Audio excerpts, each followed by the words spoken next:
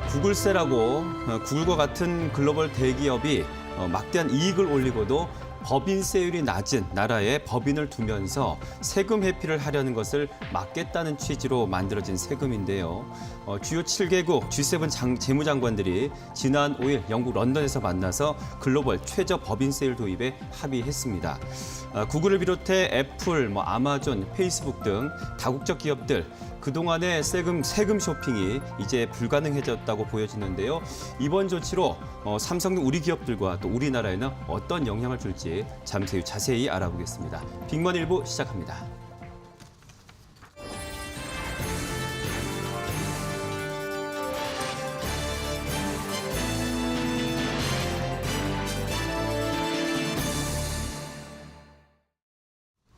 네, G7이 글로벌 최저 법인세율을 최소 15%로 정하기로 합의를 했군요. 이재 기자. 네, 전 세계 주요 7개국 정상들이 모여서 말씀해 주신 대로 회의를 했습니다. 네. G7에서요. 여기에서 글로벌 법인세에 대해서 하한선을 설정했다. 이걸 쉽게 말씀드리도록 하겠습니다. 네. 그러니까 최저세율 합의안이 도출이 된 그런 상황인데요. 이게 8년 만에 합의라서 네. 역사적인 합의였다라는 내용들이 현재 나오고 있는 상황인데 또 다국적 기업들이 본사가 위치한 곳뿐만 아니라 실제 수익을 얻은 국가에 세금을 내도록 합의가 됐거든요.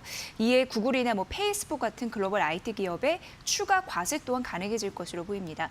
그 최저 법인세율 얘기부터 해보면 주요 7개국 재무장관들이 이틀간 회의를 마치고 공동 성명을 발표를 했는데요. 이 전 세계 130개국 국가의 법인세율을 최소 15%로 올리기로 했습니다.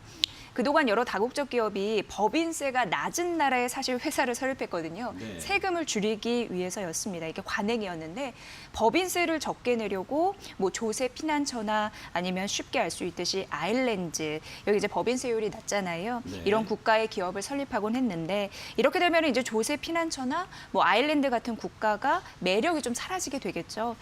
또 법인세 하한선이 있게 되다 보니까 기업을 막 이제 유치하기 위해서 경쟁적으로 법인세를 인하하는 그런 부분도 좀 잦아들지 않을까라고 일정 부분에서는 좀 기대를 하고 있는 상황입니다. 즉 조세 회피처를 이용을 해서 이 세금을 줄이는 관행 이게 이제는 끝난 게 아니냐 이렇게 좀 말이 나오고 있는 상황이고요. 이번 합의는 코로나19로 선진국들이 재정 지출이 꽤 심각했습니다. 그렇기 때문에 자국의 기업들이 해외로 빠져나가는 거를 일단 막고 그리고 세수도 확보하기 위해서 이렇게 전격적인 합의가 됐다 이렇게 판단하고 있는 상황입니다. 네.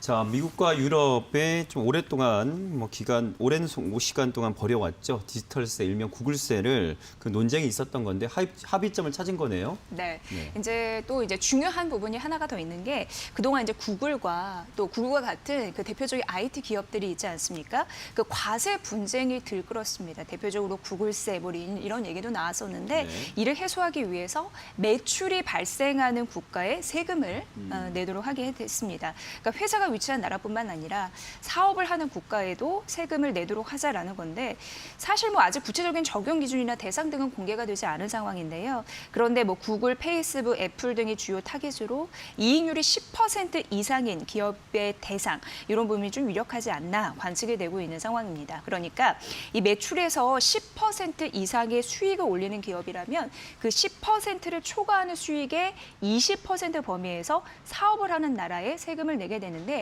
예를 들어보도록 하겠습니다. 네네.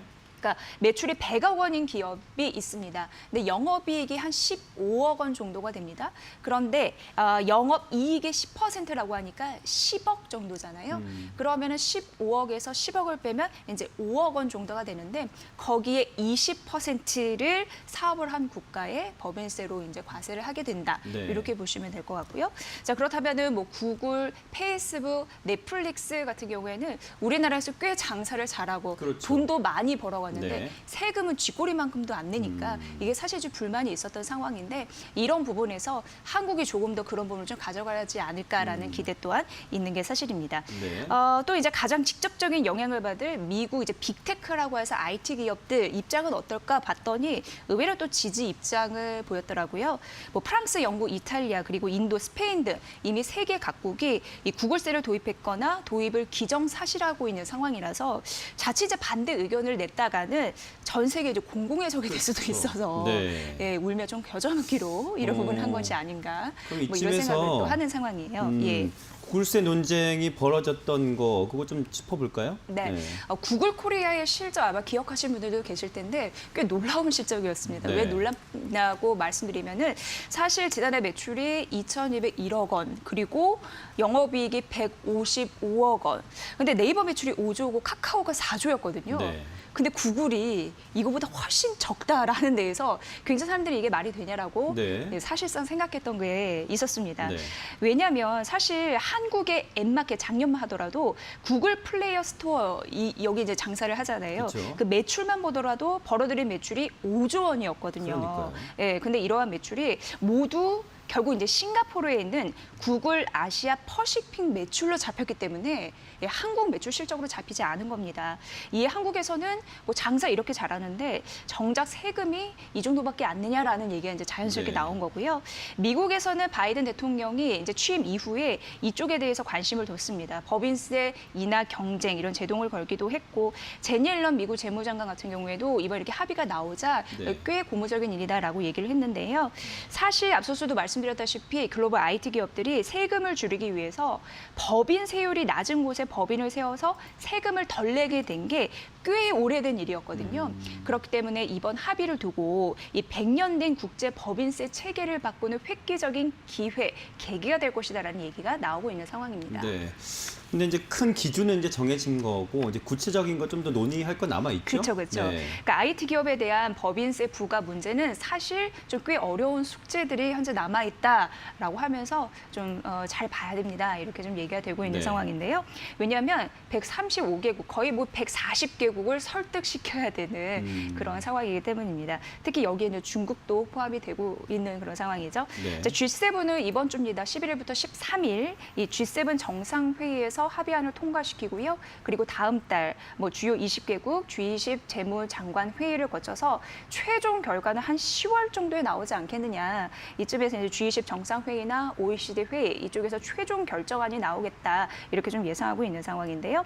새로운 국제 규정으로 이게 인정받기 위해서는 중국이나 인도 이런 부분에서도 설득을 시켜야 되고 있는 네. 상황이고 이번 합의로 세수 감소가 불가피한 곳도 있을 거 아니에요. 대표적으로 아일랜드를 말씀드렸는데 여기는 법인세율이 제일 낮습니다. 낮은데 한 12.5% 낮은 법인세율 이런 부분으로 좀 상대적인 뭐 이런 부분을 좀 노리는 입장에서는 좀 매력적으로 이제 부각되는 부분이었잖아요. 네. 근데 이런 뭐 여러 가지 기준들을 이해하고 가려면 아무래도 이익을 좀 두고 가야 되는 부분이 있어서 이런 부분에 대한 반발도 좀 나타나지 않을까. 그러니까 법인세율이 15% 미만인 국가들의 반발을 어떻게 이겨낼 것인가 이런 부분이 좀 필요합니다. 또 한편으로는 실제 이게 공정과세가 실현될 수 있을까에 대한 의문이 나타나는 게 아마존이 대표적으로 해당이 되거든요. 네. 여기 같은 경우에는 매출은 꽤 벌어도 영업이익률은 잘 안 납니다. 그랬을 경우에는 어떻게 보면 아마존에 대해서 특정 비즈니스 모델을 갖고 있고 영업이익률이 낮다 보니까 세금 회피해도 됩니다라는 면죄부를 또 주는 꼴일 수가 있잖아요. 이걸 좀 경계를 하는 목소리도 있습니다.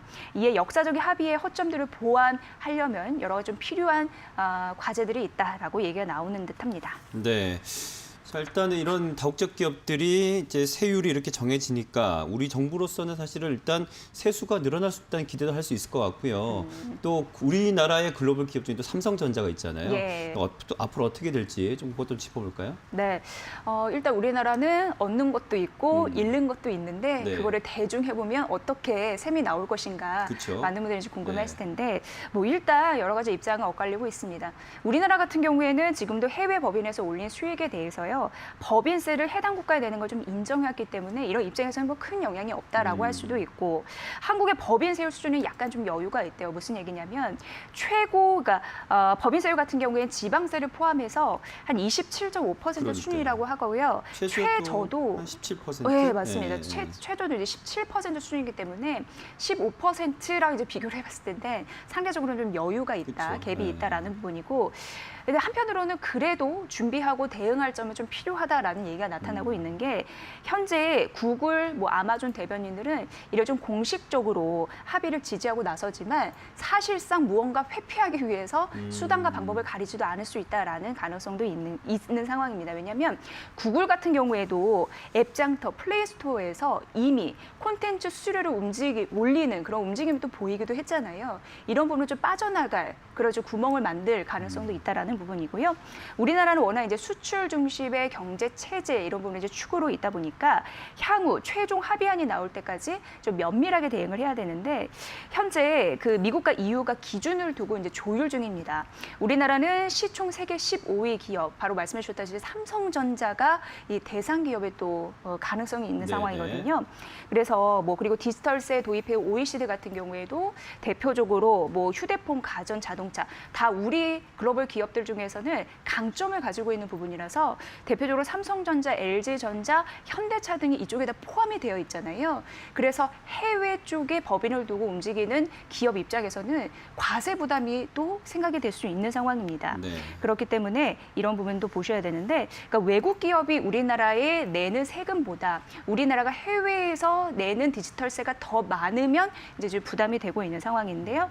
그래서 이제 일각에서는 무풍지대, 마냥 좀 안전지대는 아니다라는 얘기도 나오는 거고, 고래 싸움에 새우 등 터지지 말아야 된다라는 그런 자연스러운 얘기도 나오고 있는 상황인 것 같습니다. 네. 예. 자, 이제 두 번째로 이제 기업인 이슈 저희가 또 진행해 볼 텐데요. 그동안 탈원전 희생양이 아니었나 싶을 정도로 뭐 지난해 초만 해도 주가가 2,000원대였던 두산중공업이요. 최근 또 오늘장도 마찬가지고 원전 관련주에서 특히나 상승세 눈에 띄는데요. 잠시 후 준비했습니다.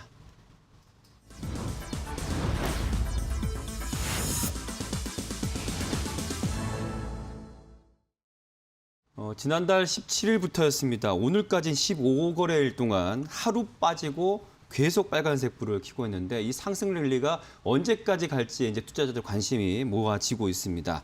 자, 자세한 소식 우리 김정호 기자가 준비했죠? 네, 지난 한미 정상회담을 계기로 네. 그동안 좀 찬밥 신세였던 여러 산업이 좀 주목을 다시 받고 있는데요. 그러니까요. 그중에서도 이제 원자력 발전소 관련 종목이 큰 관심을 받으면서 두산중공업 주가가 최근 급등세를 이어가고 있습니다. 네.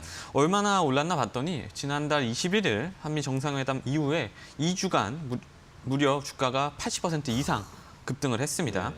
문재인 대통령과 조 바이든 대통령이 해외 원전 시장에서 협력을 강화하기로 한 건데 네. 뭐 이런 데 따른 기대감, 원전 사업 회복 기대감이 맞물리면서 이제 주가가 오르기 시작한 겁니다.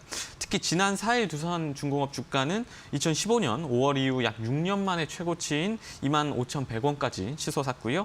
이에 따라서 시총도 10조 6천억 원으로 5조 가까이 단숨에 늘었습니다. 네. 시총 순위도 59위에서 37위까지 무려 22계단이나 상승을 했고요. 여기에서 멈추지 않고 오늘도 주가가 상승세를 이어가고 있습니다. 전장 대비 21%나 오른 34,100원에 현재 거래가 되고 있는데요. 네. 이 역시도 52주 신고가라고 합니다. 두산중공업은 그동안 말 그대로 이제 찬밥 중에 찬밥 신세였는데 네. 주력 사업인 이제 석탄 화력 발전이 세계적인 축소가 이어지고 있어서 2014년 이후 6년 연속 단기 순손실을 기록해왔고요. 여기에 문재인 정부 들어서는 탈원전 정책이 가속화하면서 사업이 더 어려워졌습니다. 네. 때문에 2010년 말에는 이제 주가가 6만 원, 7만 원대였는데 지난해 3월에는 주가가 2천 원대까지 추락을 했어요. 네. 말 그대로 곤두박질을 치면서 체면을 완전히 구겼습니다. 하지만 최근 한미 정상회담으로 반등에 성공하다 보니까 이런 상승 흐름이 어디까지 갈지 업계가 주목을 하고 있습니다. 네. 뭐 최근에 국내 최대 규모의 또 해상 풍력 단지죠. 제주 한림 해상 풍력의 또 기자재 공급 계약 소식까지 더해졌는데 뭐 최근 상승세에서 오늘 가장 또 급등을 하고 있는 상황입니다. 현재 21%대 35,000원 선에 거래되고 있는데요. 자, 두산중공업 랠리 이것이 또 중공업 펀드 쪽으로 또 이어지는 것 같은데요. 분위기가 그렇죠? 네, 정상회담에 따르면 이제 기대감이 뭐 두산중공업뿐만 아니라 다른 뭐 중공업 종목이나 뭐 펀드, 관련 펀드까지도 긍정적인 분위기가 좀 빠르게 퍼져나가고 있는 모습인데요. 펀드 평가사인 KG 제로인에 따르면 순자산액 100억 원 이상, 또 운용기간 1개월 이상인 국내 주식형 펀드 중에 지난주 수익률 1위를 차지한 상품이 어떤 건지 보니까 미래에셋의 중공업 상장 지수 펀드였습니다. 네. 수익률이 10.4%에 달했는데요.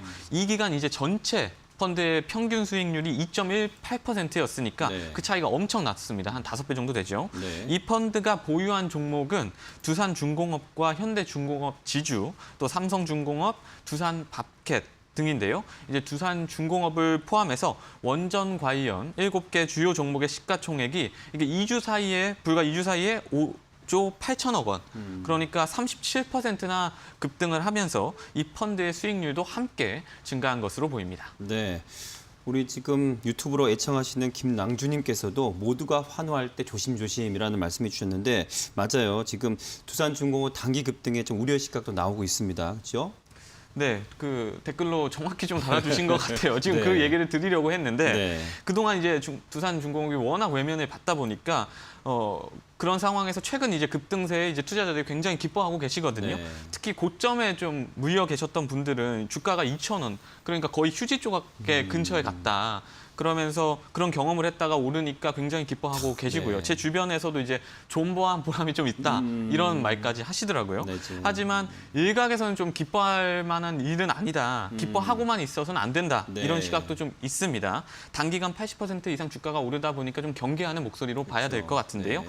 최근 우리가 밈 주식이라고도 하잖아요. 맞아요. 그러니까 밈이라는 것 자체가 유행이나 뭐 흐름, 뭐 재미 이런 키워드들과 연관이 있는데요. 네. 밈 주식은 그러니까 특별한 이유가 없더라도 뭐 유행처럼 투자를 하고 재미로 투자를 하고 뭐 우르르 모여가서 투자를 네. 하고 그런 투자 방식을 말합니다. 근데 최근 두산중공업 주가가 상상 이상으로 이제 오르다 보니까 두산중공업이 한국판 밈 주식 아니냐 네. 이런 평가까지 이런 우려까지도 좀 나오고 네, 있습니다. 네, 네. 그러니까 원전 기대감이라는 어떤 재료는 분명히 존재하지만 이게 단기간 올라도 너무 오른 거 아니냐 이런 목소리인데요. 네. 특히 젊은 층에서는 두산중공업을 뭐 테슬라와 결합해서 네. 뭐 두슬라라는 별칭까지 붙여가면서 지금 모이어가서 투자를 하고 있어요, 실제로. 네. 그렇기 때문에 좀 휩쓸리지 말아야 된다 이런 조언이 나오고 있는 건데요.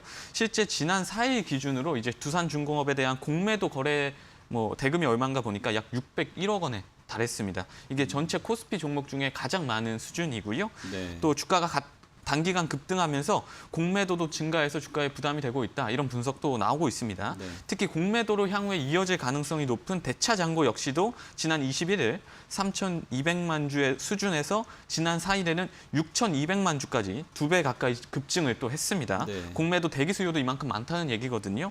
두산중공업 주가에 거품이 그만큼 많이 꼈다고 보는 시각이 있기 때문에 주가 하락에 베팅하는 분들도 이렇게 많다는 겁니다. 그러니까 밈처럼 주식 투자, 그러니까 두산중공업에 투자하기보다는 신중한 판단이 필요하다는 게 전문가들의 의견입니다. 네. 뭐 이런 우려가 있지만 뭐 단기 이슈라기보다는 그 모멘텀 자체가 워낙에 강력해서요. 일단은 뭐 매각 통해서 재무구조 개선했죠. 그리고 또 최근에 신재생 에너지를 또 많이 또 사업을 또 펼치고 있는 두산중공업인데 그러면 투자 전략을 우리가 좀 어떻게 가져가야 될지 마무리 좀 해주시죠. 아마 많은 투자자분들이 지금 너무 급등하고 있다. 이 부분에 대해서는 다 알고 계실 것 네, 같아요. 수급은 오늘도 몰리니까. 네, 네. 날개 없이 정말 날아가고 있는데 전문가들은 좀 펀더멘털 뒷받침이 되지 않고 있다는 점에서 더 신중해라 이렇게 말을 하더라고요. 물론 한미 정상회담을 계기로 그동안 뭐 침체됐던 원전 산업에서 반전을 거둘 것이라는 예상은 완전히 틀리지 않았다는데 동의는 합니다. 네. 왜냐하면은 원전 시장 자체가 이제 뭐 업체별로 따는 게 아니라 국가별로 따기 때문에 최근 중국이나 러시아가 세계 원전 시장을 휩쓸어가고 있잖아요. 네. 이런 상황에서 이제 우리나라가 미국과 동맹을 맺어서 원전 시장에 들어가면 분명히 긍정적인 부분이 있을 것이다. 이런 분석이 나오는 것은 사실입니다. 네. 하지만 같은 이유로 이제 원전이 국가 간 경쟁이기 때문에 당장 뭔가 결과물을 볼 수는 없다. 이런 부분도 있거든요. 장기적으로 내다봐야 한다는 부분이고요. 또 국내 탈원전 정책까지 완전히 바뀌기에는 그거는 미지수니까 아직 네. 좀 이런 부분을 고려해서 투자를 해야 한다는 건데요. 특히 지난 1분기 이제 두산중공업의 영업이익이 연결 기준으로 전년 동기 대비 559%나 늘었습니다. 3,721억 원으로 집계가 된 건데요. 2,400억 원 이상의 순이익을 냈지만 이게 따져보면 11개 분기 만에 정말 힘겹게 눈물겹게 이제 흑자 전환에 성공한 것이거든요. 두산중공업은 이제 그간 본업이었던 이제 발전 플랜트 부분에서 엄청나게 고전을 또 해왔고 막대한 차입금에 금융 비용들이 불어나면서 또 시전을 겪었거든요. 오랫동안. 네. 대부분 때문에 지금 증권사들이 종목 리포트를 사실상 중단한 상황입니다. 그러니까 더 이상 주식 서비스를 하지 않은 정도예요. 주식 네. 분석 서비스를. 뭐 네. 그렇게 보셔도 될 것 같아요. 최근 6개월 사이에 이제 두산중공업과 관련해서 목표가나 투자 의견을 정식으로 제시한 증권사조차도 없는 상황이거든요. 네.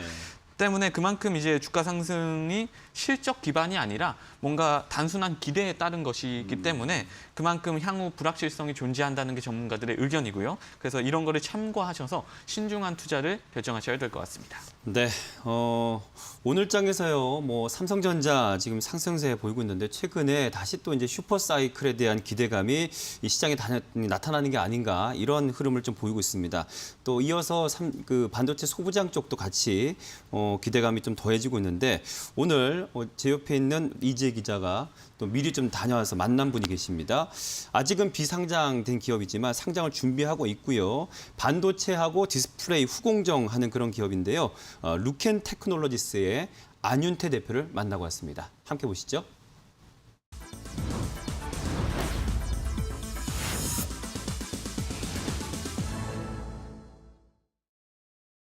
네, 뭐 하나 더 있었군요.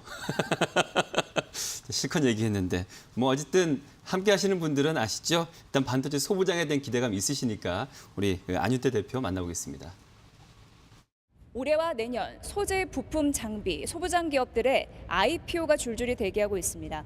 오늘은 내년 IPO 재도전을 계획 중인 루켄 테크놀로지스 안윤태 대표를 직접 만나러 왔습니다. 네, 대표님께서 이끄시는 기업 소개 좀 부탁드립니다. 루켄 테크놀로지스는 2007년도에 창업을 했습니다.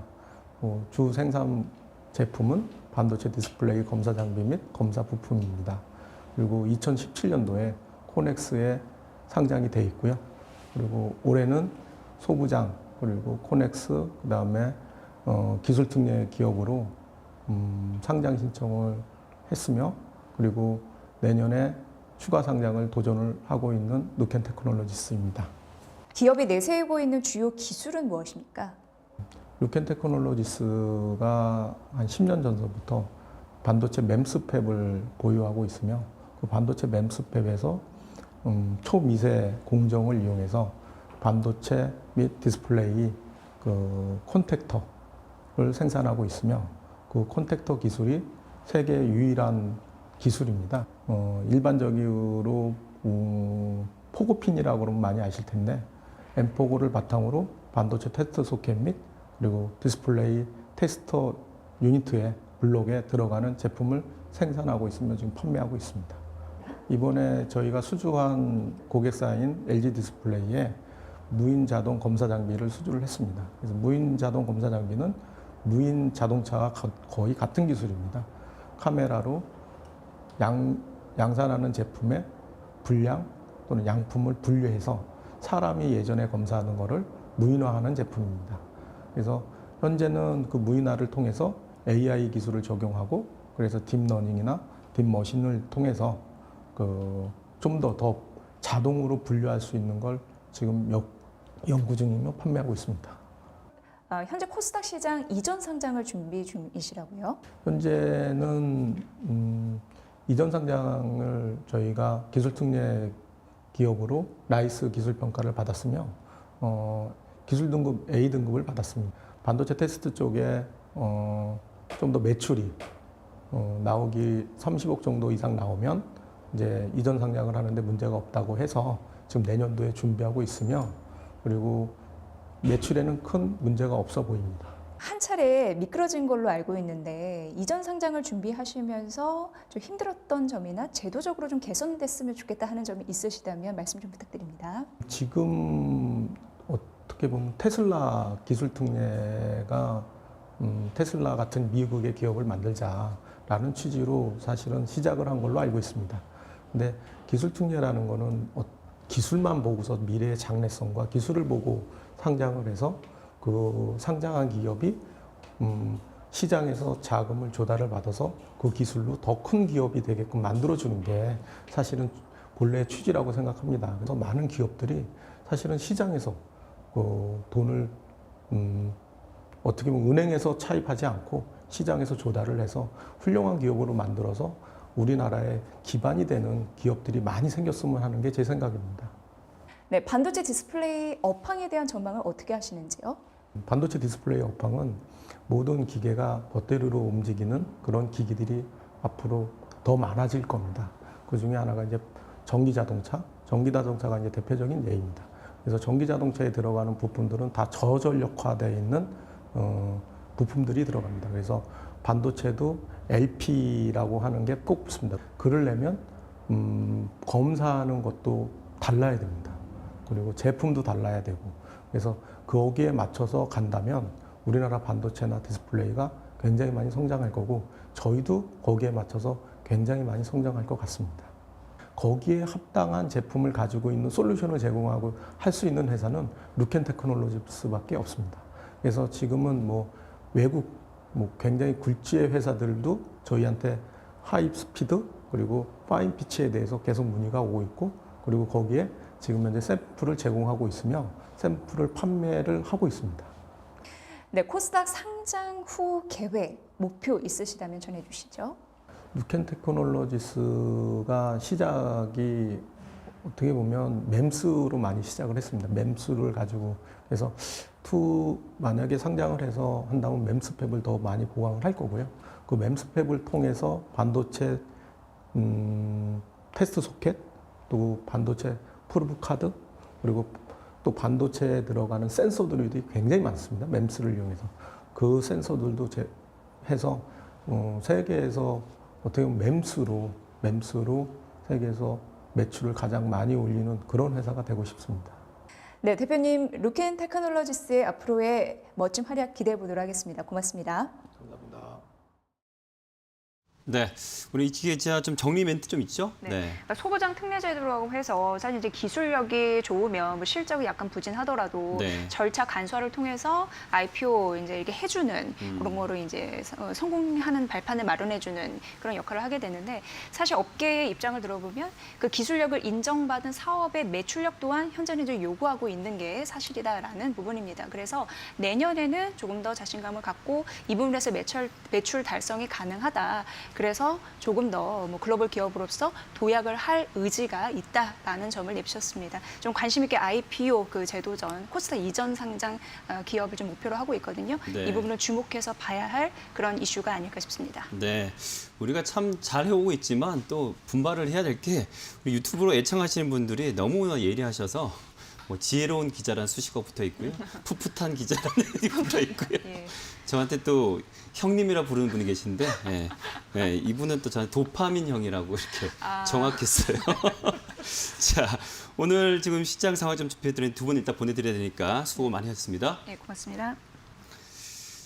자, 뭐 지난주 우리 조금 뭐 빠져서 마무리가 됐지만 뭐 어쨌든 오늘 시장에서는 여전히 코스피의 견조한 흐름을 좀 이어가는 그런 흐름을 볼 수가 있습니다. 수급이요.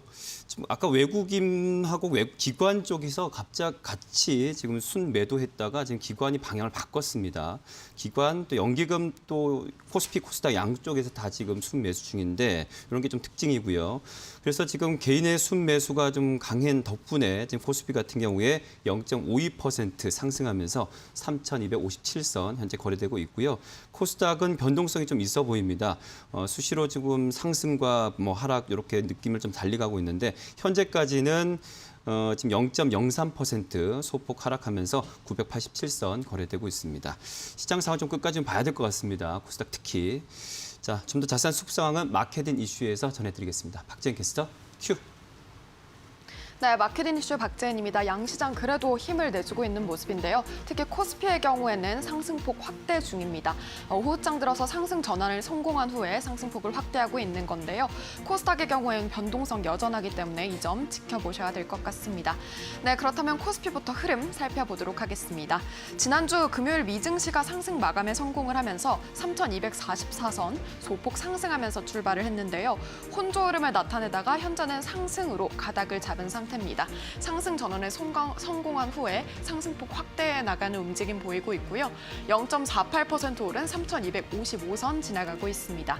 네, 다음은 코스피 수급 살펴보도록 하겠습니다. 개인과 외국인의 수급 공방이 굉장히 뜨거운데요.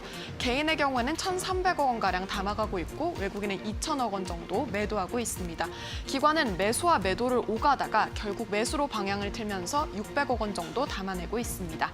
네, 다음은 코스닥 흐름 살펴보도록 하겠습니다. 코스닥의 경우에는 989선 상승 출발을 하는 모습이었는데요. 외국인과 기관의 동반 매도 우위 보여지고 있습니다. 네, 일단은요 0.02% 빠지면서 987선 지나가고 있지만 현재 구간 계속해서 상승과 하락을 오가고 있다는 점 특징적입니다. 네, 다음은 코스닥 수급 살펴보도록 하겠습니다. 코스닥 수급의 경우에는 개인만이 홀로 시장 지키면서 1,100억 원가량 담아가고 있고요. 기관과 외국인 각각 118억 원, 929억 원 물량 덜어내고 있습니다. 네, 그렇다면 오늘 특징 섹터들 살펴보도록 할 텐데요. 먼저 첫 번째 특징주는 원전 관련주 보도록 하겠습니다. 체코 원전 수주전에 한국이 독자적으로 참여한다라는 기대감이 실리고 있는 건데요. 여기에 한미 원전 사업 공동 진출, 그리고 빌 게이츠와 워런 버핏의 차세대 원전 건설에 협력한다는 소식도 계속해서 모멘텀으로 작용을 하고 있습니다. 이에 따라서 관련주들 오늘 흐름 좋은데요. 자세한 흐름 살펴보도록 하겠습니다. 우리기술 상한가 행진 이어가고 있고요. BHI의 경우에는 상한가 향해 달려가고 있습니다. 두산중공업 20%대 급등, 한전 KPS 5% 오르고 있습니다. 대창솔루션도 24% 급등 양상 펼치고 있습니다. 다음 특징 섹터 살펴보도록 하겠습니다. 모더나 관련주 볼 텐데요. mRNA 백신이 한국에서 생산 검토 중이다라는 소식이 들려왔죠. 모더나의 최고 사업 책임자는 한국에서 mRNA 백신 원액을 생산을 검토하고 있다라는 소식이 맞다면서 추가적인 내용의 경우에는 계속해서 좀 지켜봐야 한다라는 입장을 펼쳤는데요. 그래도 자세한 흐름 살펴보도록 하겠습니다. 먼저 모더나 관련주 AB프로 바이오의 경우에는 4%대 상승 물켜내고 있고요.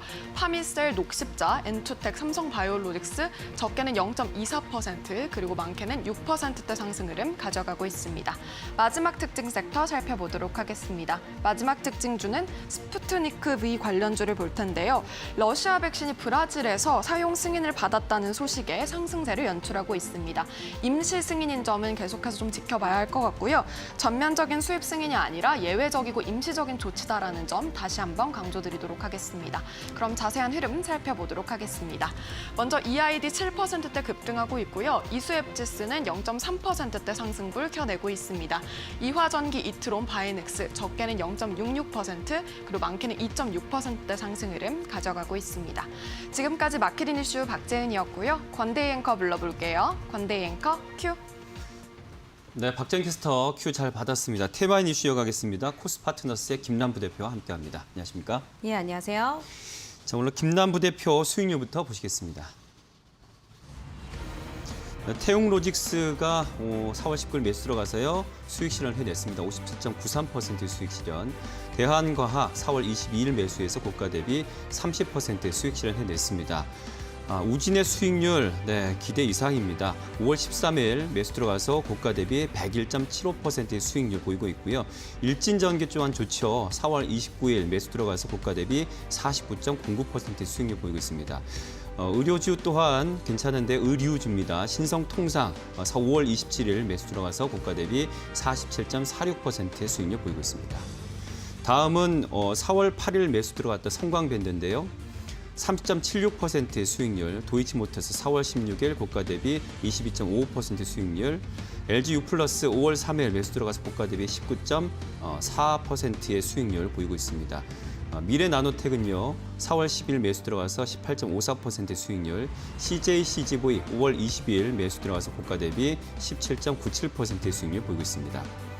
다음은 이제 증권주들 보게 되는데요. 유진투자증권 4월 26일 가장 먼저 저희가 포트에 넣었습니다. 고가 대비 12.73%의 수익률 보이고 있고요. 스카이라이프는 5월 18일 매수해서 고가 대비 10%의 수익률, 교보증권 5월 6일 매수해서 고가 대비 5.9%의 수익률, 한일사료 가장 최근에 포트에 넣었어요. 6월 4일 매수해서 고가 대비 5.74%의 수익률 보이고 있습니다.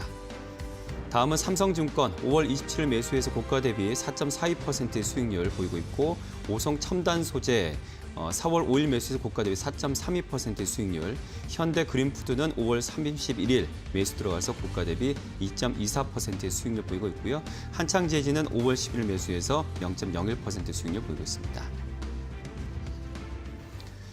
자, 오늘 또 시장에 또 이번 주 첫 장이 열렸으니까요. 시장에 대한 좀 이번 주 전망도 좋고요. 또 오늘 장에서 보니까 장중에 지금 기관 수급이 좀 들어오는 모습 볼 수가 있는데요. 좀 특징도 좀 짚어주시죠. 네, 한동안 우리 시장에서 좀 소외됐었던, 특히나 이제 지난달 같은 경우에 장기적으로 소외됐었던 종목군들 잘 한번 생각을 해보시면 대형 IT 기술주들 그렇죠. 네. 또 자동차주들이 있습니다. 네. 이들 기업들 중심으로 일단 만기일 이전에 기관 투자자들의 좀 매수세가 들어오는 것 같아요. 외인들도 제한적으로는 또 매수가 네. 들어오고 있고요. 전체 시장에서는 물론 매도를 하고 있지만 그래서 지금은 어떻게 보면 전체 시장에서 주도를 하는 그런 섹터가 딱 이 섹터다라고 말씀드리기에는 조금 어렵기 때문에 네, 네. 종목별로 순환매 장세 속에서 이 흐름을 같이 해주시는 트레이딩이 좀 네. 필요하지 않을까라고 생각하고 있고요.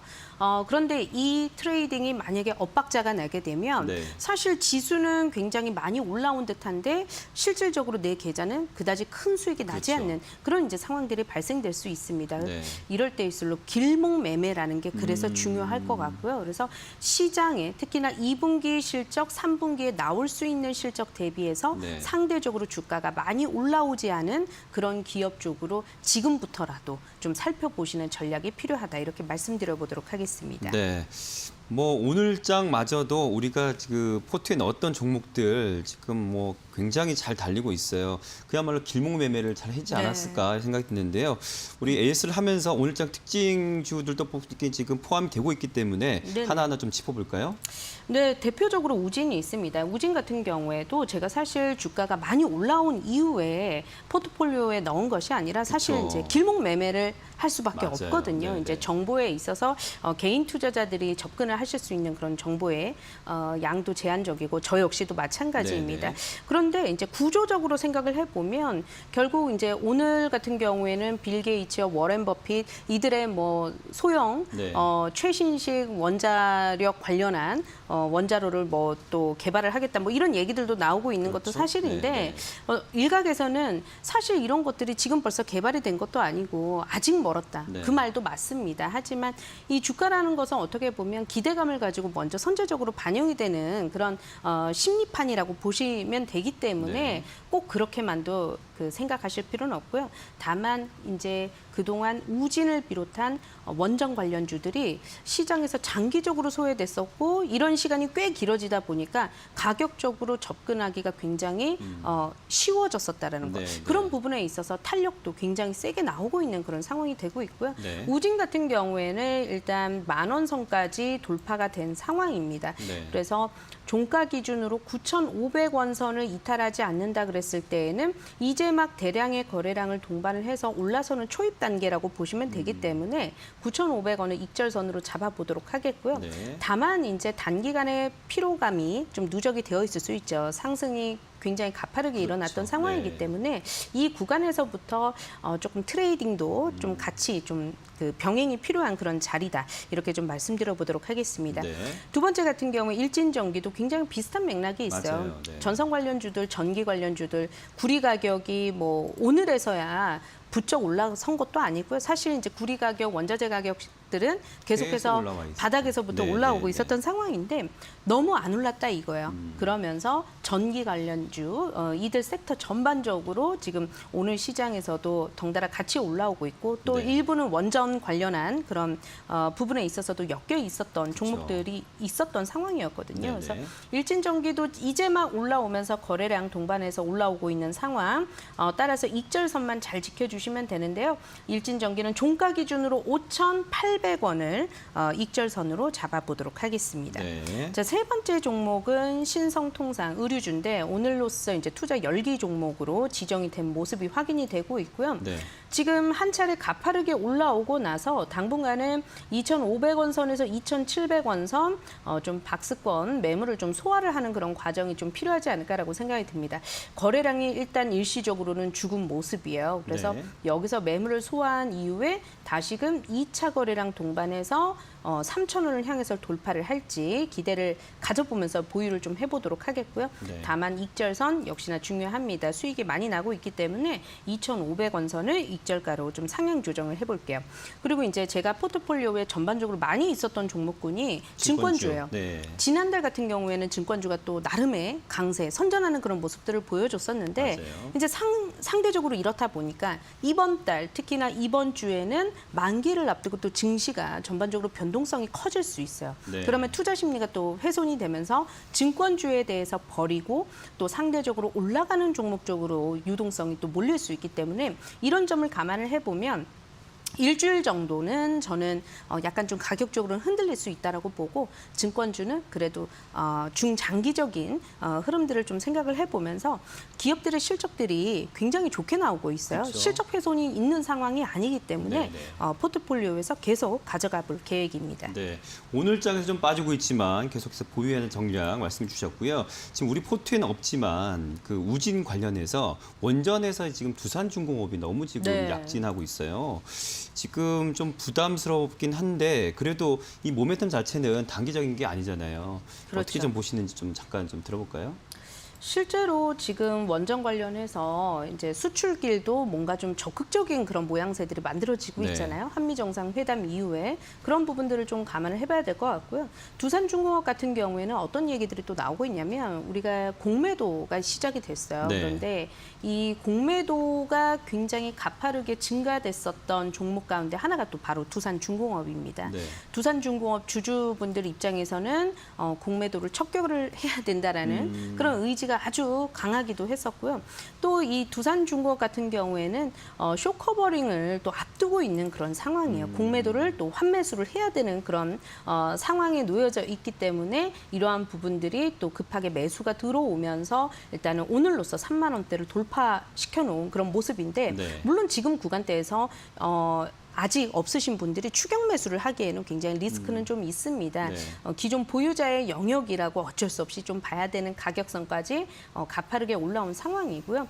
기존 보유자 관점에서는 지금 거래량이 연타석으로 굉장히 가파르게 증가가 되면서 올라오고 있는데 네. 더 많은 거래량으로 만약에 3만 원대를 지지하지 못하고 2만 6천 원, 2만 5천 원 아래로 내려온다 했었을 때에는 매수 진입 가격을 떠나서 일단 그 정도 가격선에서는 리스크 관리가 좀 필요하다. 이렇게 좀 말씀드려 보도록 하겠습니다. 네, 자 앞서 우진 9,500원 익절선, 일진장기 5,800원, 신성통상 2,500원 익절선 참고하시기 바랍니다. 자 오늘 장 뜨거운 테마주 바로 공개하겠습니다.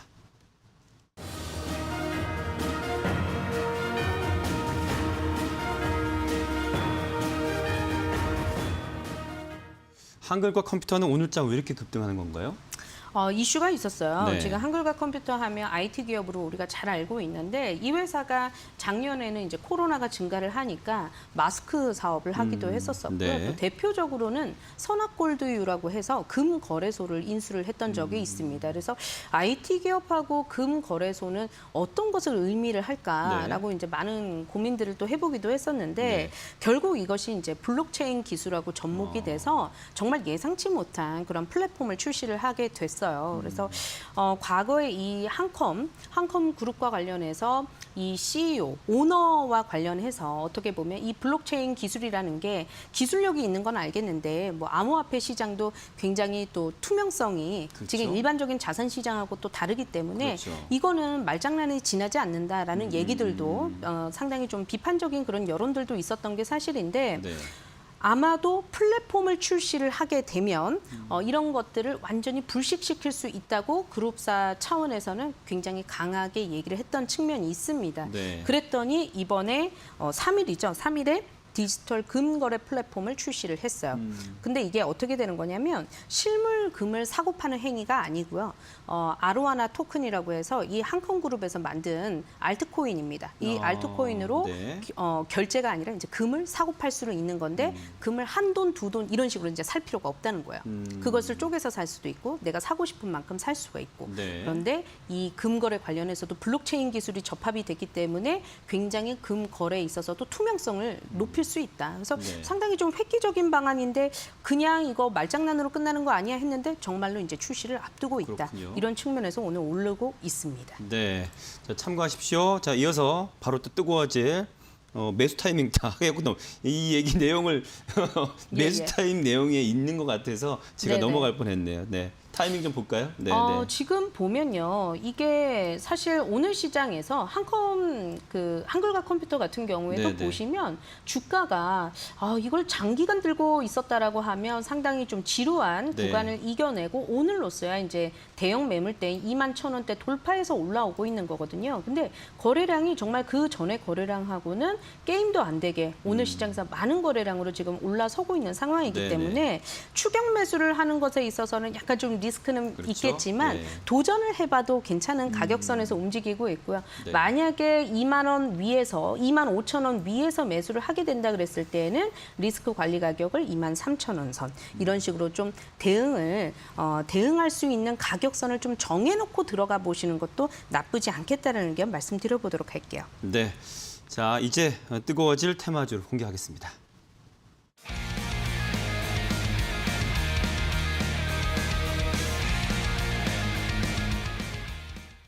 네, 현대차도 그렇고 기아도 그렇고 최근에 다시 또 기관이나 외국인의 매수가 좀 들어오고 있고요. 수급도 나아지는 데다가 이제 뭐 완성차도 그렇지만 부품주들까지 지금 같이 좋아지는 상황인 것 같아요. 네네. 부품주들이 또 좋아지고 있고요. 지금 대표적으로 3월, 4월 계속 쉬어갈 수밖에 없었던 이유가 차량용 반도체 쇼티지 현상으로 인해서 네. 완성차가 제대로 완성이 돼서 나가지 못하고 있었던 그런 상황이었습니다. 이런 부분들이 이제 아무래도 매출에 영향을 줄 수밖에 없겠고요. 또 같은 하위 벤더사들도 똑같은 그런 상황과 고통을 겪었어야만 되는 그런 상황들이 이제 어느 정도 주가에 녹여져 있다라고 보는 거죠. 네. 그러니까 이제 순환매 흐름 속에서 자동차주가 이제 좀 쉴 때도 쉬었었지. 이제는 갈 때가 됐어. 라는 네. 그런 맥락에서 좀 매수세가 들어오고 있고요.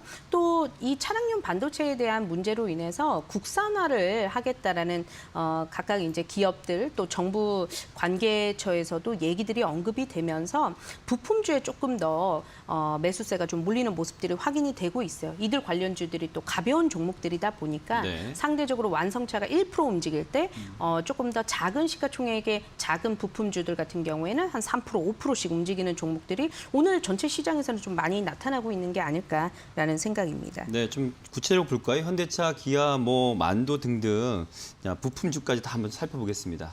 네, 현대차 보시면 오늘 시장에서 사실 오늘은요 좀 마이너스 약보합권 또 보합권선 움직이고 있는데 네. 우리가 차량하면은 그 연관되어 있는 전장 부품 관련주들 뭐 또 타이어 관련주도 있어요. 네.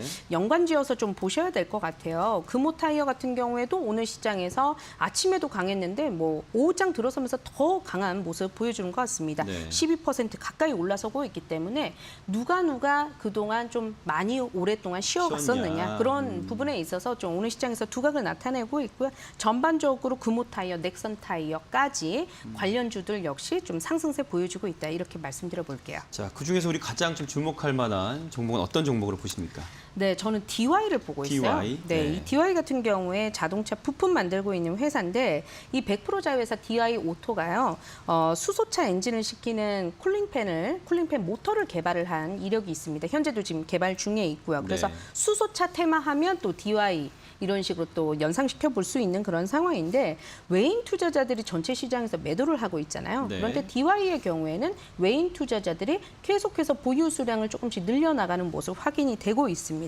오늘 시장에서 6,450원권 현재가 움직이고 있는데 6,400원에서 500원 사이 한번 매수를 해보도록 하겠고요. 현재 가격권 매수 가능하면서 손절가 같은 경우에는 볼린저 밴드 중심선 정도 될 것 같아요. 6,000원 선 제시 도와드리면서 목표가 같은 경우에는 추가적으로 한 30% 정도 열어두고 8,500원 선까지 일단 지켜보도록 하겠습니다. 네, 자, 오늘 테마니스 코스파트너스의 김남 부대표와 함께했습니다. 고맙습니다. 네, 감사합니다. 자, 오늘 시장 보니까요, 코스피와 코스닥이 조금 방향이 달려가고 있습니다. 코스닥이 조금 낙폭을 조금 더 키워가는 느낌이 있는데 끝까지 시장 대응 잘 하시기 바랍니다. 빅먼 1부 순서 여기까지입니다. 시청해주신 여러분 고맙습니다.